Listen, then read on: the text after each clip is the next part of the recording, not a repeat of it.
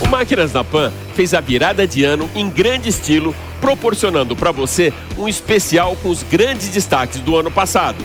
Iniciamos com as hipermáquinas na última semana de 2021, abrimos o champanhe da virada de ano com os carrões do cinema, com vitórias de Ayrton Senna e até mesmo com os carros de Bond, James Bond.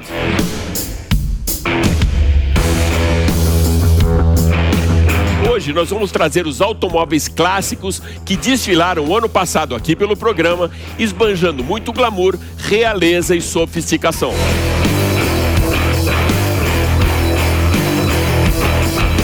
Em 2022, prestamos uma homenagem também à Rainha Elizabeth II, que deixou o trono do Reino Unido para fazer parte da história mundial como monarca, mas também como uma aficionada por automóveis. Nós vamos relembrar aqui a história da princesa automotiva, que antes de se tornar rainha, teve uma passagem por um regimento britânico durante a Segunda Guerra Mundial como mecânica e motorista de caminhões.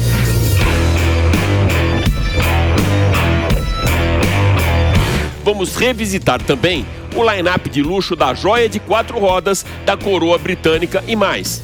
Como num garimpo de pedras preciosas, você vai reviver os grandes momentos dos clássicos no evento de carros antigos de Araxá, durante um passeio com o Corvette Stingray de 1964 e, para finalizar, um review da garagem Volkswagen, com os automóveis que marcaram história na nossa indústria automotiva.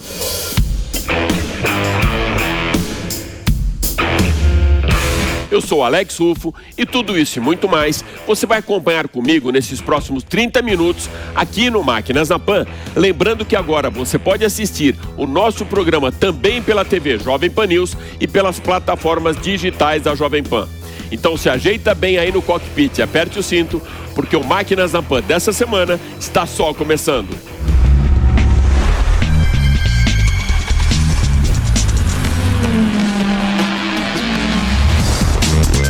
Máquinas na Pan. Para darmos a largada no nosso especial terceira parte dos melhores momentos de 2022, a Sua Majestade Rainha Elizabeth II. Apaixonada por automóveis, a trajetória da rainha no mundo dos motores começou em 1944, aos 18 anos, quando se alistou no Exército Britânico para exercer as funções de mecânica automotiva e motorista de caminhões. O Regimento de Apoio Terrestre do Exército contava com serviço de enfermagem, administração, cozinha, rádio, comunicação, departamento dos batalhões oferecidos para as mulheres solteiras entre 18 e 30 anos de idade. A princesa Elizabeth acabou escolhendo colocar a mão na graxa para se graduar como mecânica de automóveis e mais tarde motorista de caminhões durante a Segunda Guerra Mundial. Entrou no exército como suboficial e saiu como capitã de regimento automotivo, condecorada como coronel honorária do Exército Britânico. A partir da experiência bélica, os automóveis passaram a fazer parte da vida de Lilibet, que colecionou carros, ícones da indústria inglesa. O automóvel favorito da monarca era o Land Rover 110 TDS. Equipado com motor V8 de 4,2 litros e 120 cavalos, era o predileto da rainha, que além de colecionar carros, fazia frequentes visitas às fábricas de automóveis para entender melhor a mecânica de motores e os carros que ela mesma fazia questão de conduzir. Ainda na linha de utilitários e mostrando a sua habilidade ao volante, conduziu o Range Rover Laudlet ao completar 96 anos de idade, do Palácio de Buckingham até o Castelo de Windsor, a 40 quilômetros de Londres. O Range Rover, recomendado pelo seu filho, o Príncipe Charles, é um híbrido de 335 cavalos na terceira geração do modelo lançado em 2001. Uma curiosidade, no meio do capô, ostenta uma pequena estatueta de um labrador com fazão na boca, sinalizando o costume da caça esportiva pelos nobres ingleses. Uma das marcas mais reconhecidas pelo luxo, tradição e prestígio não poderia ficar de fora da nossa lista, o Rolls-Royce. O modelo Phantom 4 Estate, fabricado em 1955 e com produção de apenas 18 exemplares, foi restrito a chefes de estado, equipado com motor de 5,7 litros, 8 cilindros em linha, extremamente exclusivo. Foi o mesmo Rolls-Royce utilizado pelo Príncipe Harry e Meghan Markle na cerimônia de casamento em maio de 2018 e conduzido pela própria rainha durante as comemorações pelo Jubileu de Diamante em 2012. O Vauxhall Cresta da Friar Estate, fabricado em 1961, era o carro mais bucólico da monarca inglesa, utilizado para as atividades ao ar livre e no campo. O Cresta tem no seu teto um compartimento para os equipamentos de pesca e proteção para os cães levados aos piqueniques da família real. Para sinalizar o caráter ambientalista do Reino Unido, o Vauxhall foi personalizado com pintura verde. O automóvel mais confortável da rainha foi adquirido da Bentley, com exclusividade de ser o primeiro exemplar que saiu da linha de produção. O Bentley Bentayga é equipado com motor W12 de 12 cilindros, 6.0 TFSI, 680 cavalos de potência e com impressionante torque de 91,7 kgf para levar esse nobre carro inglês de 0 a 100 em apenas 4,1 segundos. O acabamento interno é muito sofisticado, com revestimento em madeira, metais e couro. E para justificar a assinatura de conforto, os bancos contam com 22 posições de ajuste e muita segurança, já que o automóvel detecta obstáculos na estrada através da visão noturna e infravermelho. Durante o século XX, os Rolls-Royce eram os mais utilizados, mas atualmente os Bentleys foram os prediletos da nobreza. O Bentley Estate Limousine foi apresentado para a rainha em 2002 em comemoração aos 50 anos do aniversário de sua ascensão ao trono. Equipado com motor V8 de 6,7 litros e 400 cavalos, interior extremamente luxuoso e confortável, contempla um espaço para 2 damas de companhia. A segurança foi desenvolvida a toda a prova e essa limusine Bentley é blindada, resistente a explosões e pneus à prova de balas com reforço Kevlar. Para fechar a nossa lista dos mais emblemáticos carros do palácio, vem uma história bem curiosa. Para evitar que o príncipe pegasse escondido os carros da monarca, a Elizabeth II presenteou seu filho Charles com o Aston Martin DB6 Volante Series 2 em 1969 pela comemoração dos 21 anos do herdeiro ao trono. Entusiasta dos carros de James Bond, o príncipe recebeu o maior ícone dos filmes da franquia de 007 com algumas modificações ecológicas e todas alinhadas com os valores sustentáveis do atual monarca. Para deixar o carro com uma versão mais próxima do Aston Martin utilizado por James Bond, o príncipe pediu também que fosse instalado até mesmo aquele botão que o agente a serviço de Sua Majestade usava para ejetar o vilão sentado ao seu lado no banco de passageiro. O motor é alimentado por queijos e vinhos, isso mesmo, um subproduto energético, o whey. Como curiosidade, o seu consumo é de 4 garrafas de vinho por quilômetro rodado. Em setembro do ano passado, nós viajamos do Reino Unido para a cidade de Araxá, em Minas Gerais, para conhecer o maior evento de carros antigos da América Latina, apresentado aqui no Máquinas na Pan por 2 craques do mercado, Marcos Camargo e Henrique Pereira. Acompanha comigo.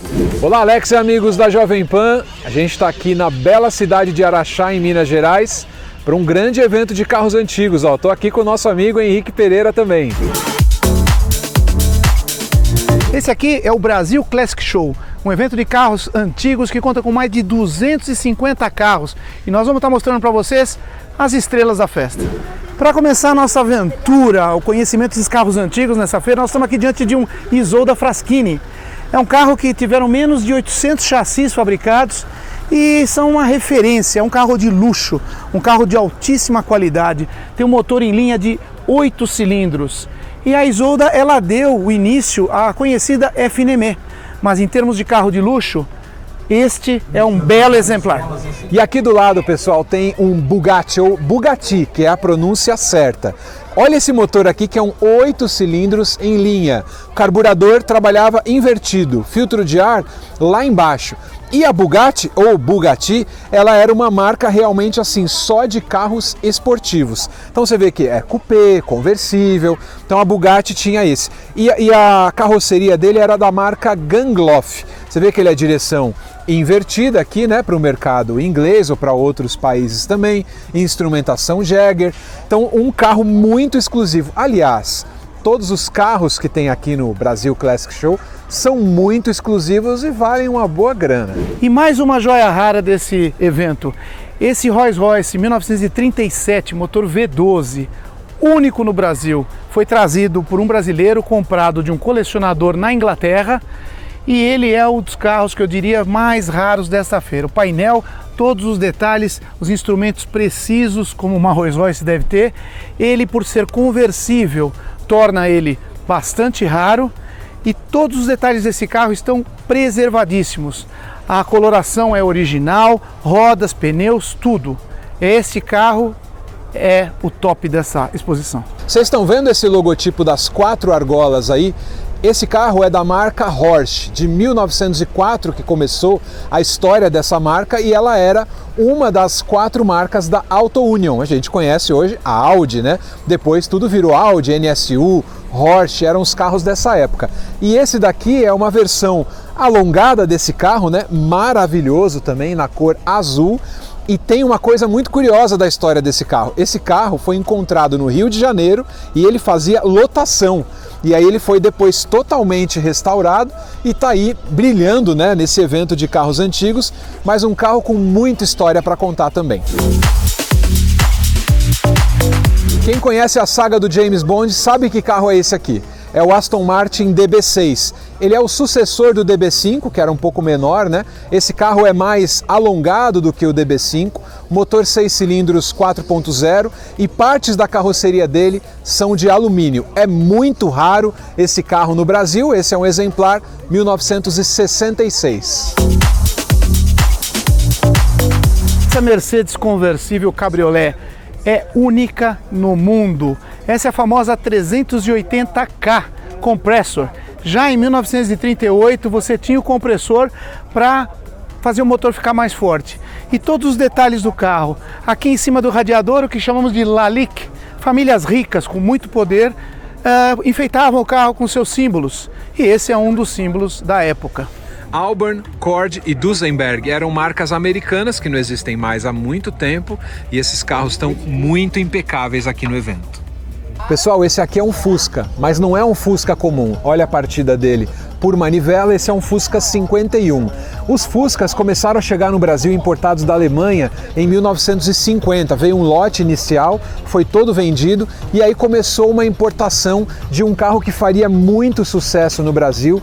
Esse tem a janelinha dividida, é um exemplar raro do início da década de 50. Carros nacionais aqui tem muitos também, não é muito o foco do evento, mas tem carros nacionais também. Aqui a gente tem uma linha de representantes que é o SP1, era o esportivo da Volkswagen motor 1600, que é muito raro, e o SP2 também está um pouquinho mais para cá, que já tinha motor 1700, câmbio longo, e é um carro que fez bastante sucesso na década de 70.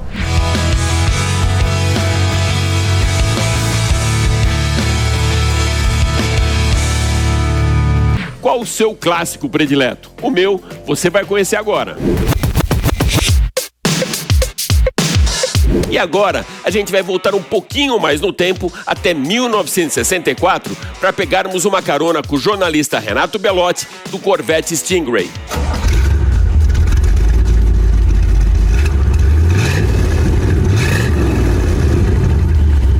Belotti, emblemático e old school, não é mesmo? Olá Alex, tudo beleza? Também os seguidores do Máquinas da Pan.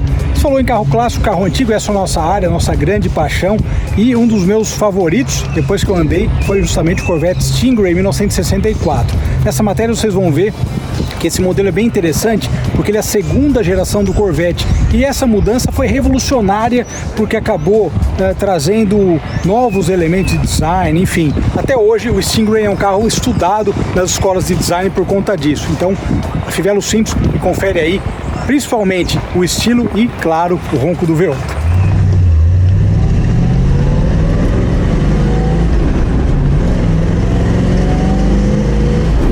Stingray é uma arraia, né, basicamente. Então eles tiveram como inspiração a arraia e por isso que ele tem essas linhas todas agressivas e muito estilosas. Ele foi um divisor de águas, iniciou a segunda geração do Corvette e sem dúvida nenhuma tem uma capacidade apaixonante, como eu falei há pouco, quando você olha um deles. Primeiro destaque, faróis escamoteáveis e aqui também esse símbolo do Corvette. Olha só o ângulo que dá quando você olha de frente. Seguindo por aqui, a gente andou num 63 há muito tempo atrás, né, o Stingray com vidro bipartido.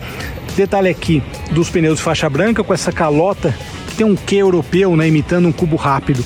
Mas todo o desenho dele também traz uma musculatura muito interessante.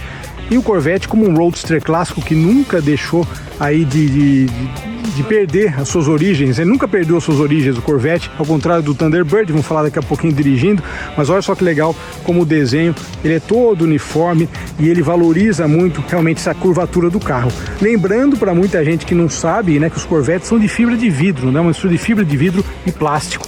Detalhe aqui atrás também das lanternas que dão um charme todo especial. Elas surgiram no Corvette no finalzinho na década de 50, na década de 1960, o Corvette 60, essas lanternas menores atrás, e no Stingray elas ficaram simplesmente perfeitas. Outro detalhe, claro, né, o símbolo Corvette Stingray, uma coisa que eu acho muito charmosa nesses carros é esse aqui, abertura do tanque de combustível. Uma coisa sensacional dos Corvettes é que a capota elétrica no conversível ela só chegou na década de 90, mas não porque eles estavam economizando, mas era uma exigência dos consumidores tradicionais. E o que é legal, a capota manual, ela fica guardada aqui nesse espaço, ou seja, ele é um clássico roadster, como eu falei há pouco, não perdeu aí o seu estilo e a ideia original, a proposta original do Corvette que sempre foi ser um roadster esportivo. E aqui o detalhe do compartimento da capota aberto, né, olha só, o espaço é interessante, né, o espaço é grande, mesmo no 63 que a gente andou há vários anos atrás, nesse espaço aqui a gente dá para botar até alguma bagagem, alguma coisa nesse sentido. Aqui também, mas um pouquinho mais apertado. Muito bem, aqui no interior, bom, primeiro que o painel, ele te encara com uma série de instrumentos.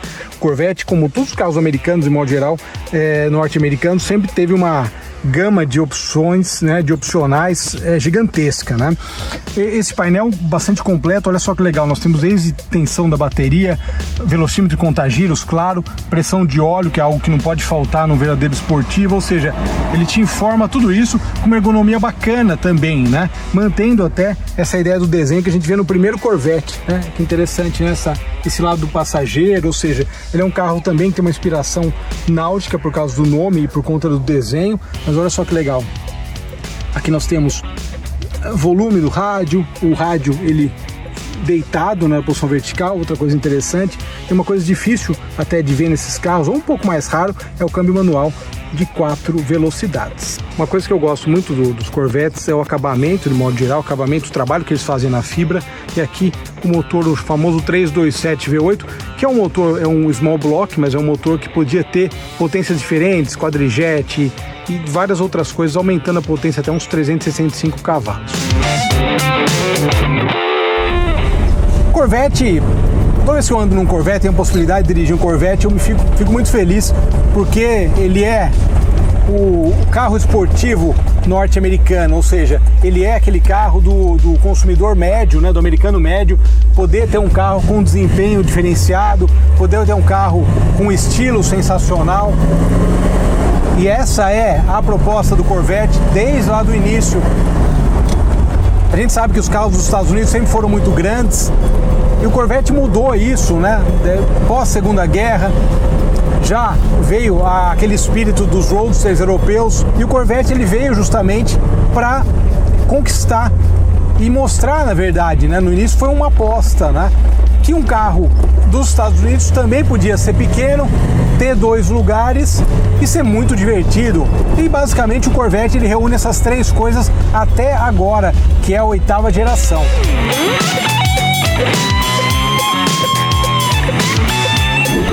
E o que é interessante, a grande sacada dessa 2ª geração, falando tecnicamente, é que ele traz, que foi uma exigência dos designers para a GM, ele tem que trazer o eixo traseiro independente. Ou seja, suspensão traseira independente, né, melhor dizendo. Ou seja, isso revolucionou o comportamento dinâmico e botou o Corvette, com o passar dos anos, foi se desenvolvendo e tal, como um dos esportivos mais legais. E claro, com o puro estilo norte-americano, né? Ou seja, quem gosta de carro americano sabe do que eu tô falando. Curtir um dia de sol com som de V8 no ouvido, isso é simplesmente sensacional. É isso aí, obrigado pela audiência.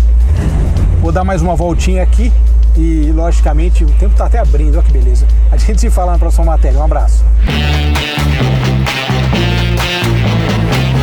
Em 2022, nós viajamos mais uma vez na máquina do tempo, lá para os anos 60, 70, junto com o infiltrado Marcos Camargo, para conhecermos juntos um acervo que nos remete ao início da indústria automotiva no Brasil. Em 1957, a Volkswagen começou a produção da Kombi e depois do Fusca em 1959. E ao longo de vários anos, carros da marca passaram pela garagem dos brasileiros.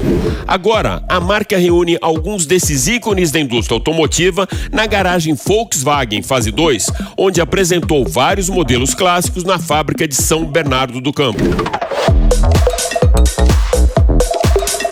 Essa mostra não está aberta ao público, mas o nosso infiltrado Marcos Camargo, do portal R7 e do Auto Show, esteve lá e preparou uma matéria muito exclusiva para o Máquinas na Pan. Acompanhe.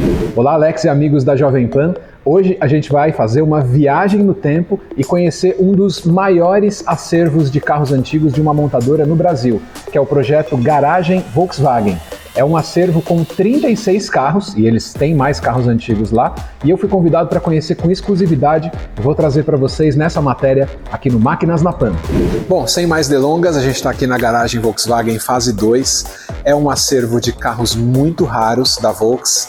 Muitos são 0 km, nunca saíram aqui da fábrica e eles tiraram da linha de produção para poder fazer mostras como essa. Então é um espaço bem grande, não está aberto ao público, é mais para clubes, colecionadores, é uma mostra, uma coleção privada da Volkswagen aqui na fábrica de São Bernardo, aqui na Via Anchieta. Mas não adianta você bater lá no portão porque está fechado, não é um museu, não é um acervo aberto à visitação.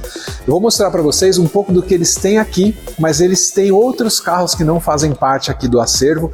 Na informação que eu tenho são quase 100 carros e aqui tem 36. Então tem muita coisa ainda por aí e eu vou mostrar algumas para vocês. Um dos exemplares icônicos aí da garagem, com certeza, é a Kombi. É uma Kombi luxo, essa daqui da década de 60, e ela foi restaurada com a supervisão de um ex-presidente da Volkswagen, que era o Thomas Tschmal. Ele gostava muito, tinha uma história com esse carro. Ela tem alguns pequenos detalhes não originais, né? O vidro Safari não era original, mas a Kombi na cor, nos detalhes, ela é uma Kombi luxo muito bem preservada. Vou abrir aqui para vocês verem, ó. Vocês podem acompanhar aqui, ó. O interior dela é cinza, ela tem todos os detalhes da Kombi de painel. Era pura simplicidade, mas a Kombi era um carro usado pelas famílias, né, na década de 60, 70, e essa era a versão luxo, que tinha ali os dois bancos, a pintura em duas cores, os frisos, né, a seta ainda era a seta bananinha, então você aciona a seta, ela sobe por aqui. Então é um carro muito bacana, ó, fecha igual um carro 0 km. Aqui do lado a gente tem o 1600 4 portas. Esse carro ele foi desenvolvido, né, para diferenciar um pouco do Fusca, né, na época da Volkswagen. Foi apresentado no Salão do Automóvel de 1968 e ele durou pouco. Ele foi modelo 69 até 71. Era um sedã pequeno, fez muito sucesso como táxi, né, no Brasil, aqui em São Paulo e no Rio de Janeiro. Ó, painel jacarandá, todo diferenciado na parte interna, e era um sedã curto com o motor traseiro do Fusca.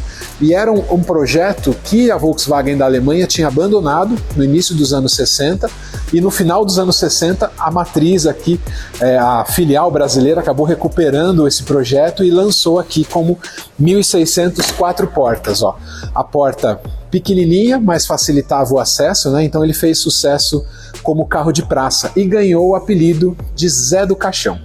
Aqui a gente tem também o TL. O TL, assim como o 1600, eles eram os novos projetos da Volkswagen. Aqui era um perfil familiar e aqui era um carro mais estilo esportivo, um fastback, né? A traseira dele esportiva, tinha 2 portas, mas também teve o TL 4 portas, que é muito mais raro ainda. Então, assim, basicamente o motor, né, 1600 traseiro, que era o motor do Fusca, só que com uma roupagem diferente, um acabamento diferente. Ó, o painel jacarandá era um painel um pouco melhor, acabamento, né, com os bancos ali de perfil gomado, então eram carros diferentes, não eram carros completos na época, não tinha, mas a Volks estava se diferenciando. E junto com esses carros veio também a perua Variant, também ali em 69, que ficou muito famosa, né, a primeira versão, e esses carros foram aquela primeira tentativa da Volks sair de Kombi e de Fusca para fabricar carros diferentes. Esse daqui para mim é um dos carros mais legais do acervo, porque foi o primeiro carro que a Volkswagen tirou da linha de produção e guardou com a intenção de um dia fazer um museu e tal, que é a Variant 2. Ela foi apresentada em 78, ela tinha muitas linhas, né, derivadas ali da Brasília, mas ela era maior, a suspensão dianteira era independente, o painel também era maior e o conforto desse carro era muito maior, muito melhor do que o da Brasília, né? Ó, vou abrir aqui, ó, os detalhes. Esse carro, então, foi o primeiro que eles tiraram da linha de produção. Ele tem 309 quilômetros, eles tiraram da linha de produção para poder guardar no acervo. E do lado a gente tem ali a Brasília, que é uma Brasília LS, que deve ser do último ano de produção, né, 1982. A Brasília foi totalmente desenvolvida no Brasil, tinha um nome brasileiro e foi um sucesso de vendas. Essa cor metálica, ela tinha um painel bem completo ali na década de 80, também foi tirada da linha de produção. Este carro tem 460 quilômetros, né, ó, o painel dela como era diferente. O volante, que era o mesmo volante usado no Gol, encosto de cabeça, então essa era a Brasília LS, ó, tinha esse embleminha aqui, ó, na traseira, escrito LS. Era a versão mais completa, tinha desembaçador e tal, mas não tinha ar-condicionado, não tinha direção hidráulica. E aqui do lado a gente tem o Volkswagen SP1.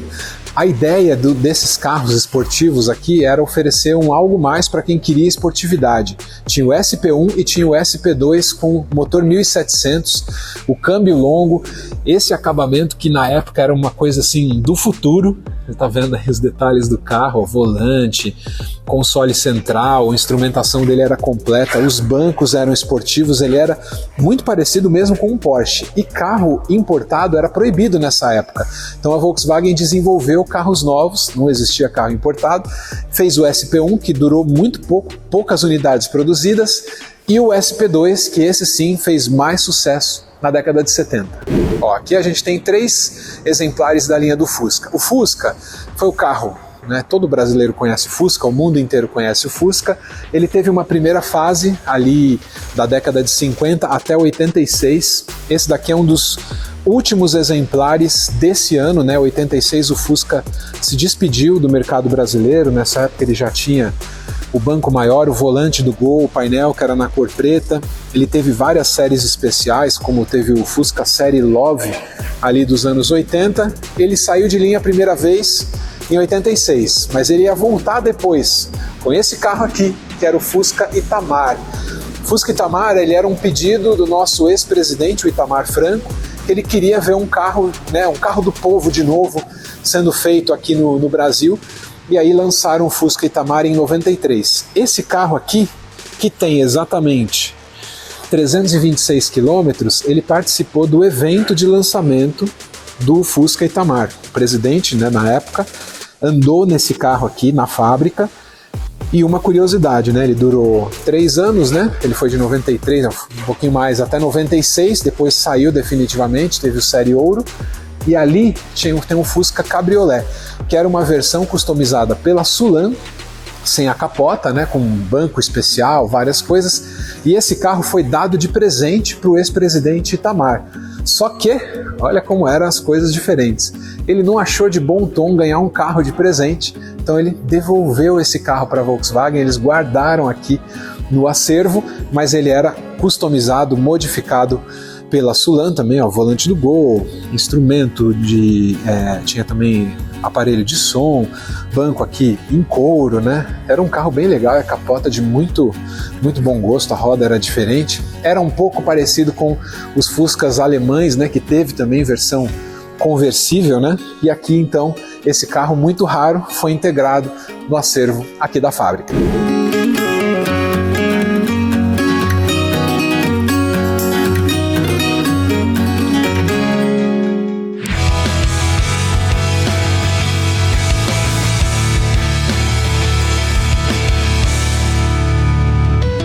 É isso aí, o Máquinas na Pan dessa semana fica por aqui, mas vai lembrar que você pode acompanhar toda a nossa programação em vídeo pela TV Jovem Pan News e pelas plataformas digitais da Jovem Pan. Super obrigado pela sua audiência e até a próxima. Valeu!